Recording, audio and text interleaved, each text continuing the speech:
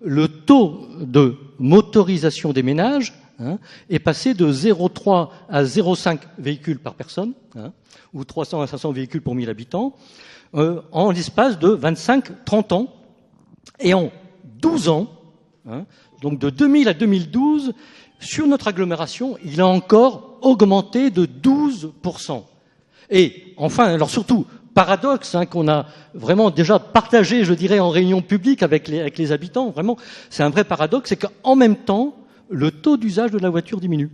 Donc en fait, de plus en plus de voitures qui bougent de moins en moins dans une ville qui est toujours aussi dense, un espace public forcément contraint. Donc que l'espace public est un bien commun qui appartient à chacun et qu'aujourd'hui, privatiser cet espace public pour plusieurs heures pour y stationner un véhicule donne effectivement lieu à une certaine redevance et que ce que nous avons souhaité faire, c'est faire porter cet effort en fonction des capacités de chacun en mettant en œuvre cette tarification sociale pour que ce ne soit plus, comme précédemment, le même tarif pour tous, mais bien en fonction de ses revenus. Le stationnement est clairement un outil au service de ce qu'on appelle la mobilité durable et au service de la ville de demain. Jouer sur le stationnement et sur la tarification du stationnement, c'est clairement envoyer un signal vers les habitants et les usagers que nous sommes pour changer de comportement et faire autrement, pour clairement, je dirais, sur le fond,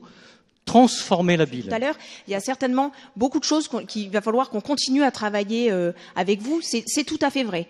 notamment en prenant des bonnes idées qui se passent dans les autres villes, parce que, rappelons-le, la ville de Grenoble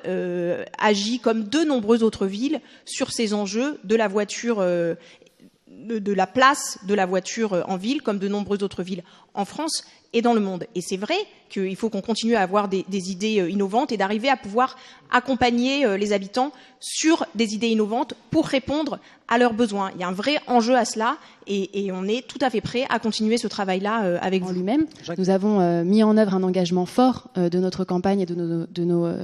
des valeurs que nous portons, à savoir la défense d'un bouclier social et non pas une hausse des tarifs, mais une modification de la grille tarifaire qui permet aujourd'hui à 40% des résidents de bénéficier d'une tarification plus faible que ce qu'elle était auparavant, puisqu'aujourd'hui, pour 50% des résidents, le tarif n'a pas changé ou est inférieur, et pour 40% d'entre eux, ils payent 10 €, là où hier, ils payaient 12 €.